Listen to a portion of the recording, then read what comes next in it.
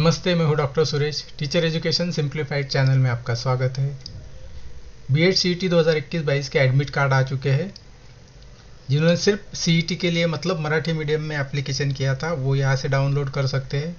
जिन्होंने English medium के लिए एप्लीकेशन किया है वो यहाँ से डाउनलोड कर सकते हो। डाउनलोड करने के लिए आपको आपका एप्लीकेशन नंबर डालना होगा, डेट ऑफ बर्थ और ये कैप्चा इंसर्ट कर आपको लॉगिन करना होगा, जिससे कि आपका एडमिट कार्ड डाउनलोड हो जाए। एडमिट कार्ड डाउनलोड करने के बाद उसकी प्रिंट लेनी है। प्रिंट आपको एग्जामिनेशन के दिन सीईटी सेंटर पर साथ में लेकर जाना है।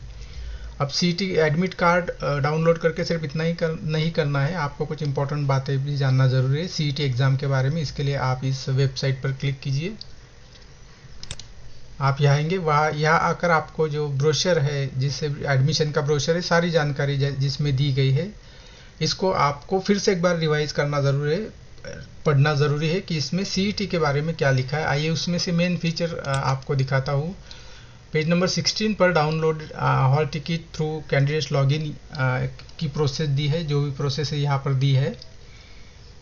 अगर आपको सीईटी का एडमिशन कार्ड डाउनलोड नहीं हो रहा है तो उसके लिए एक ईमेल भी इसी फाइल में दिया हुआ है, मैं आपको दिखाने वाला हूँ। डाउनलोड करने के बाद आइडेंटिटी वेरिफिकेशन एक ज़रूरी प्रोसेस है, वो आपको समझनी होगी। आपको आपके हॉल टिकट के साथ मतलब एडमिट कार्ड के साथ जब भी आप सेंटर जा रहे हो एग्ज़ाम देने के लिए, तो आपको एक ओरिजिनल आइडेंटिटी प्रूफ आपके साथ कैरी करना होगा। वो क्या क्या हो सकता है? PAN card, passport, driving licence, permanent driving licence, voter's card, bank passbook जिस पर आपका फोटोग्राफ हो, या कोई और फोटो आइडेंटिटी प्रूफ जिसके ऊपर गैजेटेड ऑफिसर के सिग्नेचर है, या फिर कोई और फोटो आइडेंटिटी प्रूफ जिस पर पीपल्स रिप्रेजेंटेटिव के लेटर हेड पर लिखा हुआ हो। ये नहीं, इसके साथ भी यहाँ पर रिकॉग्नाइज कॉलेज, यूनिवर्सिटी, आधार कार्ड, ये भी यहाँ पर वैलिड है। आपको ये ओरिजिनल आईडी प्रूफ कैरी करना है। ये आपको इम्पोर्टेंट बात यहाँ पर समझनी होगी। रेशन कार्ड और लर्नर्स ड्राइविंग लाइसेंस को वैलिड आईडी प्रूफ नहीं माना जाएगा। इसी के साथ जो भी आईडी प्रूफ है वैलिड, उसकी सॉफ्ट कॉपी या जेरॉक्स, कलर जेरॉक्स या जेरॉक्स एक्सेप्ट नहीं की जाएगी। आपके पास इस लिस्ट में से जो भी ओरिजिनल है, ओरिजिनल आइडेंटिटी प्रूफ अवेलेबल है, वो आपको साथ में लेकर जाना है।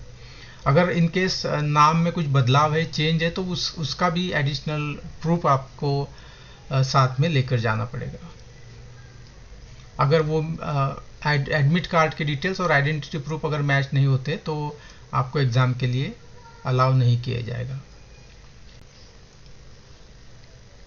पॉइंट नंबर 15 में दिया है पेज नंबर 22 पर ऑनलाइन एग्जामिनेशन के बारे में डिटेल्स। ऑनलाइन एग्जामिनेशन पैटर्न, ये ऑनलाइन मोड में कंप्यूटर बेस्ड टेस्ट होगी। आपको एग्ज़ाम सेंटर में आपको कंप्यूटर पर ये एग्ज़ाम देनी है।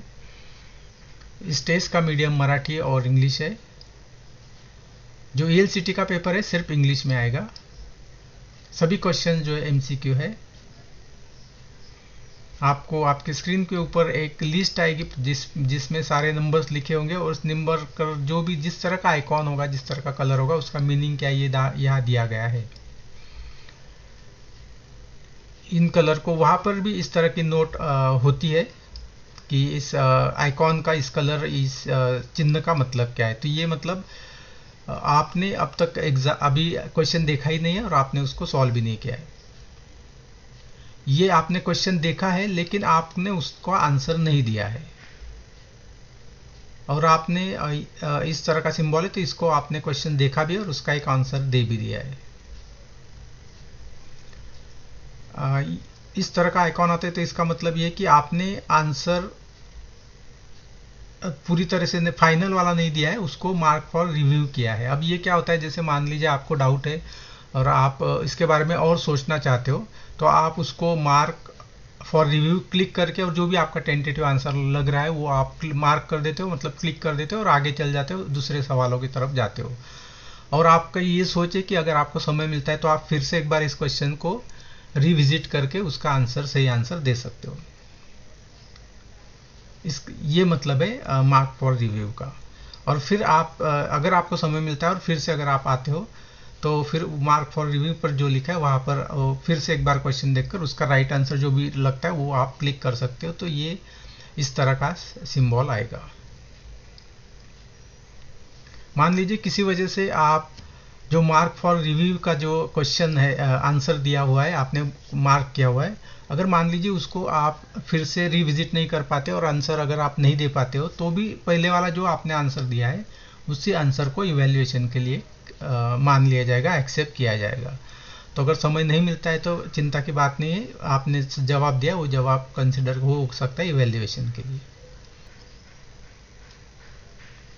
ज़रूरी नहीं कि आप हर एक सवाल का सिक्वेंसली जवाब दें, आप किसी भी क्वेश्चन पर नंबर पर क्लिक कर वो क्वेश्चन देख सकते हो, उसका आंसर दे सकते हो। तो उसका सीक्वेंस आप चेंज कर सकते हो, 1 2 3 4 5 इसी तरह से सीरियल में जाना ज़रूरी नहीं है। आप डायरेक्टली लास्ट क्वेश्चन भी एक्सेस कर सकते हो, ये आपके ऊपर है। कोई भी क्वेश्चन आप कभी भी एक्सेस कर सकते हो। अब जिन्होंने बीएड सीईटी के साथ ईएलसीटी भी दिया है तो पहला जो सीईटी का टेस्ट है वो 90 मिनट्स का है और ईएलसीटी का 60 मिनट्स का है। यहाँ पर पहले 90 मिनट्स का सीईटी पेपर आपको पूरी तरह से 90 मिनट्स तक ही ये सीईटी पहले आप दे सकते हो, उसके बाद 60 मिनट तक ही आप ईएलसीटी दे सकते हो। यहाँ पर ये आपका ऑप्शन नहीं है कि आप दोनों एग्जामिनेशन एक साथ नहीं दे सकते, एक ही समय पर नहीं दे सकते। पहले आपको ये फिनिश करना होगा और फिर 90 मिनट खत्म होने के बाद आपके नेक्स्ट जो ईएलसीटी का पेपर है वो नेक्स्ट 60 मिनट्स के लिए शुरू हो जाएगा। आप उसमें सफल नहीं कर सकते हो। मान लीजिए किसी समय की कमी की वजह से आप सबमिट बटन क्लिक नहीं कर सके, उसके बावजूद भी ये पेपर ऑटो सबमिट होता है, जहाँ जितने भी क्वेश्चन का जवाब आपने दिए हैं वो ऑटोमेटिकली एक्सेप्ट हो जाएंगे, ऑटोमेटिकली सबमिट हो जाएंगे। आप जो भी समय उस टेस्ट का है उससे पहले आप फाइनली सबमिट नहीं कर सकते जब तक कि टेस्ट टाइम नहीं हो सकता। मतलब सीईटी के लिए अगर 90 मिनट्स है तो 90 मिनट से पहले सीईटी का पेपर सबमिट नहीं होगा, और अगर ईएलसीटी का तो 60 मिनट से पहले आप सबमिट नहीं कर सकते। और आपको किसी भी हालत में कीबोर्ड की कीज को हाथ नहीं लगाना है, कहीं पर भी आपको टाइप करने की ज़रूरत नहीं होती है, सिर्फ माउस क्लिक से ही आपको ये काम करना है। इंपॉर्टेंट पॉइंट्स टू रिमेंबर, कौन सी बातें आपको ध्यान में रखना है? आपका हॉल टिकट और आप उसके साथ वैलिड फोटो आईडी कार्ड लेना ज़रूरी है। अब ब्रोशर में तो लिखा है कि उस पर एक फ़ोटो आपको अफिक्स करना है, लेकिन अगर आप देखोगे तो एडमिट कार्ड के ऊपर शायद पहले से ही फ़ोटो आ रहा है। तो इस बारे में शायद आपके एडमिट कार्ड के ऊपर कुछ इंस्ट्रक्शन हो कि आपको फ़ोटो अफिक्स करना है या नहीं। ब्रोशर में तो लिखा है, लेकिन मुझे ऐसा लगता है कि एडमिट कार्ड के ऊपर अगर आपका फ़ोटो है और अगर वहाँ पे अलग से इंस्ट्रक्शन नहीं लिखे कि आपको फ़ोटो भी दूसरा पेस्ट करना है, तो मुझे लगता है इसकी ज़रूरत नहीं है। लेकिन आपको वैलिड एडमिट कार्ड के साथ ओरिजिनल वैलिड फ़ोटो आईडी लेना बहुत ज़रूरी है।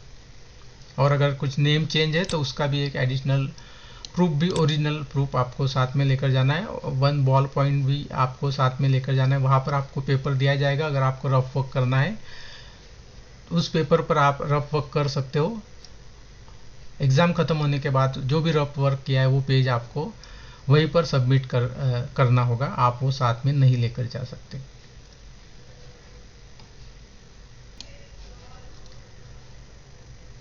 अगर आपके सीईटी एडमिशन कार्ड डाउनलोड नहीं हो रही या कोई और इशू आ रहे हैं तो आप इस सेल पर इस ईमेल आईडी कर